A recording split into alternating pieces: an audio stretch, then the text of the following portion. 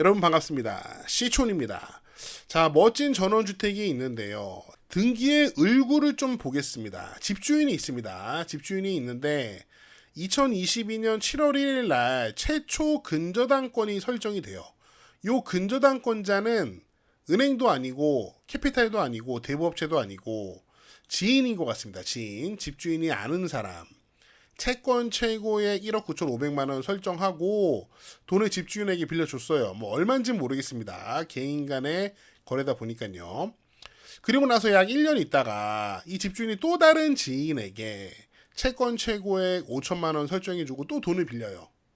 그런데 제가 이 경매가 진행되는 과정을 좀 살펴보니까 요 돈을 빌려준 지인들, 근저당권자들이 빌려준 돈을 받기가 어려울 것 같습니다. 우리 가끔 그런 말들 하잖아요. 돈을 빌려줄 때는 이렇게 서서 빌려주는데 그 빌린 돈을 받을 때는 이렇게 엎드려서 받는다. 채무자 찾아가서 제가 제발 이렇게 엎드릴 테니까 제발 빌려간 돈 좀 돌려주세요 라고 사정해도 못 받을 가능성이 매우 높습니다. 참 돈이란 게 그래요. 정말로 빌려준 돈을 받는 것은 너무 어려운 것 같습니다. 저도 친구나 뭐 아는 사람들에게 딱 돈을 2번 빌려줘 봤는데 100원도 못 돌려받았어요. 그래서 돈을 빌려달라고 하는 사람들이 이렇게 꼬십니다. 우리 집 담보로 줄게. 야, 담보 있으면 좀 빌려줄 수 있지 않아? 혹은 이자는 내가 은행보다 많이 줄게. 괜찮을 거야. 담보도 주고 이자도 많이 주는데 돈 좀 제발 좀 빌려주라. 이런 식으로 꼬신다는 거죠. 그런데 이 경매 물건을 보니까 여기 돈을 빌려준 사람들이 현재 돈을 받기 어려운 상황이라는 거죠. 그리고 만약에 이 경매 물건이 낙찰이 되잖아요. 이분들은 담보 물건도 사라집니다. 담보도 없어지게 되는 거예요. 도대체 어떻게 된 상황인지 현장을 간단하게 살펴보고 한번 같이 공부해 보도록 하겠습니다. 오늘도 저번 영상에 이어서 제주도를 좀 살펴보도록 하겠습니다. 여기는 제주도 제주시 애월읍 상귀리라는 곳인데요. 이렇게 전원주택 단지가 아주 멋지게 있습니다. 자, 여기 보시면은 이 마을은 지금 북부로 바닷가도 가깝고 동부로 제주 시내도 무지하게 가까워요. 뭐 괜찮은 것 같아요. 공항도 가깝고 시내도 가깝고 바다도 가깝고 전원주택도 깔끔하고 좋은 것 같습니다. 경매 물건은 바로 이 집이에요. 여기 들어와서 위쪽 라인의 첫 번째, 두 번째 집이 경매 물건이 되겠습니다. 바로 이 집입니다. 자, 이렇게 경매 물건 단지로 들어와서 첫 번째, 두 번째 집, 요 집이 경매 물건인데 여기 단지 보니까 와, 무지하게 깔끔하네요. 여기 단지 안에 도로를 보도블록으로 깔았습니다. 보통은 뭐 시멘트로 많이 까는데 좀 고급지게 만들고 싶었던 것 같아요. 마을 도로까지 모두 다 보도블록 깔았고 좋아요. 그리고 이 전원주택 단지가 재미있는 게 이 현관이 있잖아요. 반대쪽 집을 보시면은 현관이 마주보고 있습니다. 그리고 저쪽에 있는 집도 여기를 가운데를 바라보고 있죠. 이거 완전 미국식인데요. 아침에 현관문 열고 나오면은 건너편 집 사장님 만나면은 굿모닝 하고 인사를 해야 될 것 같아요. 이웃들과 잘 어울려 살면 참 좋을 것 같은데 그런데 한편으로는 개인적인 사생활, 프라이버시는 별로 보장이 안 되는 구조인 것 같아요. 건너편 집이 바로 보이니까 무슨 커튼은 마음 편하게 열고 살겠습니까? 그런 건 좀 어려울 것 같아요. 아무래도 제주 시내와 그리고 바닷가와 가까운 좋은 입지이다 보니까 땅값이 비쌀 것 같고 이 단지를 개발한 사람은 최대한 많은 집을 지어서 이윤을 남기고 싶으니까 이런 식으로 이제 개발을 하게 된 것 같습니다. 땅은 100평, 건물은 44평 정도 되고요. 자, 이 건물은 딱 봐도 철근 콘크리트 구조죠. 2층 집이고 사용 승인은 2018년, 이제 한 6년 정도 된 집입니다. 평면도를 좀 보도록 하겠습니다. 저는 현관이 이쪽에 있어서 이 집이 남동향 집이라고 생각을 했는데 거실 창문이 바라보는 기준으로는 이 집은 북동향이라고 볼 수 있습니다. 그런데 지금 보시면은 사방에 창이 있어요. 그래서 사실 이 집은 뭐 방향은 큰 상관이 없는 것 같고요. 그리고 제주도가 지금 이 동네는 평지이기 때문에 방향에 큰 의미를 두지 않아도 괜찮을 것 같아요. 현관 들어가면 거실이 있고 그 옆에 부엌과 식당이 있습니다. 그리고 1층에 방이 여기 하나 있네요. 화장실은 공용 화장실 하나, 안방 화장실 하나. 그래서 1층에는 방 하나, 화장실 2개가 있습니다. 2층 계단으로 올라가면 방이 2개 있고 화장실이 하나 있네요. 이 공간은 뭐 2층 거실이라고 봐도 될 것 같아요. 2층 테라스 이렇게 있다고 표시가 되어 있고요. 집 내부 사진이 좀 있더라고요. 1층 거실의 모습인 것 같고 이게 아마도 안방인 것 같습니다. 1층 안방. 시스템 에어컨이 보이고 북박이장이 딱 짜여져 있습니다. 요거 2층 방인데 여기도 북박이장이 있고 여기도 에어컨이 있고 2층에 다른 방에도 에어컨이 있고요. 이 방 쓰시는 분은 햇빛을 진짜 싫어하는 것 같아요. 창문에다가 암막 필름을 쫙 붙여놨습니다. 그런데도 빛이 새어 들어오네요. 제가 사실 이 마음을 좀 이해를 합니다. 도시 아파트 사시는 분들, 특히 아파트 단지에 동강 간격이 좁은 아파트에 사시는 분들은 이해 못 하실 수도 있는데 시골집들은 주변에 막히는 게 없어서 만약에 집이 남양집이잖아요. 빛이 너무 많이 들어와요.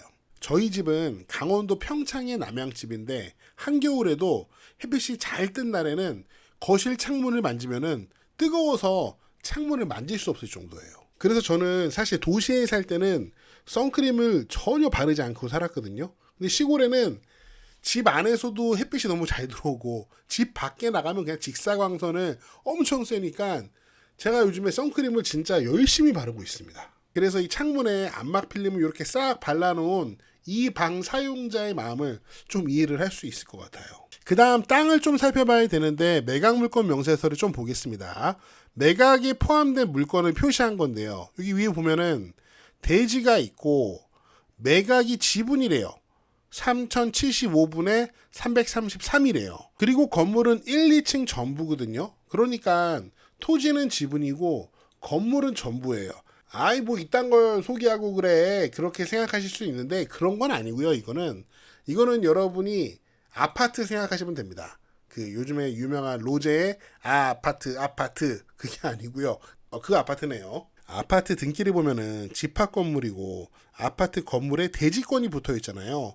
여기 전원주택 단지도 약간 조금 비슷해요. 미쓰고 부동산에서 볼게요. 여기 전원주택 단지를 보시면은 땅이 필지가 이렇게 하나예요. 지금 요게 집집마다 땅이 분할되어 있지 않고요. 요 대지 하나로 토지가 통째로 이루어져 있습니다. 그래서 토지 등기를 보면은 이 땅의 주인이 여러 명이에요. 이분들은 모두 다 이 전원주택을 소유하는 분들이겠죠. 근데 이 택지가 분할이 안 되어 있으니까 하나의 필지에 공유자로서 이 토지의 지분을 소유하고 있는 상황입니다. 현재 이 토지의 공유 관계가 단순한 공유 관계인지 구분 소유적 공유 관계인지는 우리가 확인할 수 없습니다. 확인하려면은 현장에 가서 거기 사시는 분들에게 여쭤보면 되겠죠. 다만 감정평가서를 보면은 요 단지 내 도로는 공유 부분이다. 그리고 요 건물이 앉아있는 요 부분에 대해서는 경매물건의 전유 부분이다라고 써놨습니다. 그리고 실제로 이 땅은 이 건물만 사용하잖아요. 그리고 옆에 있는 땅은 그 옆에 있는 건물만 사용하니까 거의 실질적인 구분 소유적 공유 관계이긴 한데 감정평가서 어디에도 구분 소유적 공유 관계란 말은 언급이 없습니다. 그냥 편하게 아파트처럼 생각하시면 될 것 같습니다. 이게 그냥 공유 관계로 지분 소유를 한다고 해도 대지 전체에 대해서는 사용, 처분을 할 수 없지만 내가 내 지분에 대해서는 처분할 수 있는 권리가 공유자에게 있기 때문에 아파트처럼 편하게 생각하셔도 제가 보기에는 큰 문제는 없을 것 같습니다. 자, 여기까지 경매물건의 현황을 좀 살펴봤고요. 이제 다시 본격적으로 왜 돈을 빌려준 이 집을 담보로 잡아서 돈을 빌려준 이 지인들은 빌려준 돈을 받기 어려운 상황인지 살펴보도록 하겠습니다. 바로 권리 분석해 보도록 하겠습니다. 매각물건 명세서의 점유자와 관련된 부분인데요. 최선 순위 설정 말소 기준 권리는 2022년 7월 1일 근저당권입니다.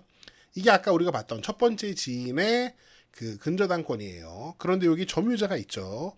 이 점유자가 딱 보니까는 임차인입니다. 자, 보증금이 3억 5천만 원. 와, 무려 3억 5천만 원입니다.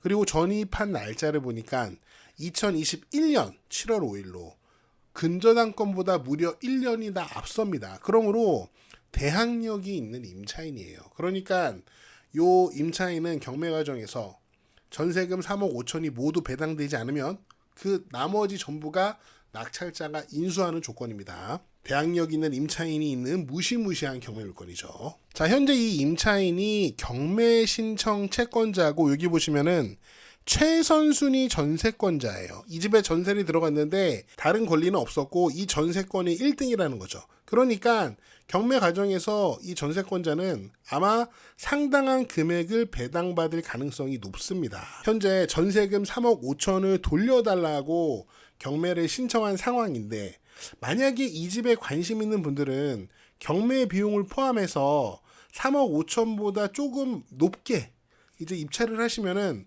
거의 대부분 요 전세권자에게 배당이 되니까 명도는 사실 그렇게 어려울 것 같지 않습니다. 다만 대항력 있는 임차인이 전세금 3억 5천만 원이 있으니까 그 가격보다 싼 가격으로 이 집을 살 수는 없다는 거죠. 현재 상황이. 경매 기호를 보면은 이 집이 감정가가 5억 5천 정도 되는데 현재 한번 유찰돼서 최저가가 3억 8천만 원 정도 됩니다.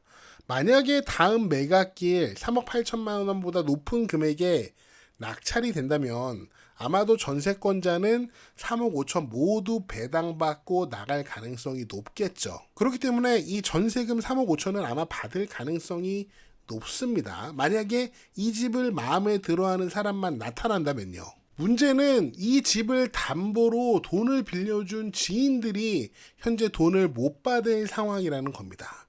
이 지인들은 선순위 전세권이 있는데도 돈을 빌려준 상황이에요. 만약에 다음 매각기일에 최저가인 3억 8천만 원 수준에서 낙찰이 된다면 전세금 3억 5천만 원은 배당이 되겠죠. 하지만 남는 게 거의 없습니다. 그러면 이 돈을 빌려준 이 근저당권을 설정하고 집을 담보로 돈을 빌려준 지인들은 거의 배당받을 게 없습니다. 그리고 이 첫 번째 근저당권이 말소기준 권리예요. 경매 과정을 통해서 말소기준 권리보다 나중에 있는 권리들, 말소기준 권리를 포함해서 모두 말소가 됩니다. 그럼 결과적으로 이 집을 담보로 돈을 빌려줬는데 이게 말소가 돼버리니까 그 담보 물건 자체가 소멸하게 됩니다. 그럼 이제 뭐가 남나요? 아마 돈 빌려줄 때 차용증은 썼겠죠. 그 차용증 하나 남는 겁니다. 이 집을 담보로 믿고 돈을 빌려준 지인들이 진짜 큰일 난 상황인 거죠. 자, 그런데 이 지인들은 선순위 전세권이 있는 걸 알고도 왜 이 집을 담보로 이 집주인한테 돈을 빌려줬을까요? 아주 단순한 시나리오로 추정을 해보자면은 건물 등기를 보면은 현재 이 집주인이 이 집을 샀을 때 냈던 금액이 6억 5천만 원입니다. 그리고 나서 3억 5천만 원짜리 전세권 설정을 했어요. 이게 최선순위 설정. 그 다음에 이제 지인들한테 돈을 빌리면서 이렇게 얘기하지 않았을까요? 야, 내가 이 집을 6억 5천만 원 주고 샀어. 전세금 3억 5천밖에 안 받았거든. 아직 3억 남았어. 무슨 일 생겨도 내가 이 집 팔아서 돈 돌려줄게. 뭐 이렇게 했을 수도 있고 뭐 아닐 수도 있고요. 우리가 일반적인 시나리오로 이런 과정을 생각해 볼 수는 있죠. 어쨌든 결론적으로 현재 이 근저당권자들은 경매 과정을 통해서 이 돈을 배당받을 가능성이 굉장히 낮기 때문에 그리고 담보 물건 자체도 소멸할 예정이기 때문에 이렇게 엎드려서 돈을 달라고 제발 빌어도 돈을 받기 참 어려운 그런 아주 난감한 상황입니다. 돈을 빌려줄 때는 제 생각에는 아무리 가까운 사이라도 천만 만번 생각해 보는 게 맞는 것 같고요. 담보가 있더라도 이왕이면 안 빌려주는 게 서로를 위해서 좋지 않을까 하는 생각이 드네요. 만약에 돈을 꼭 빌려줘야 되는 상황이라면 담보물건으로 근저당권을 설정을 하되 선순위 채권이 없는 상황이어야겠죠. 그 상황이면 그나마 나중에 스스로 경매를 신청해서 배당을 통해서 받을 수 있겠지만 지금 경매 물건처럼 선순위 전세권이 있는 상황에 그 집의 담보로 근저당권을 설정해서 돈을 빌려준다.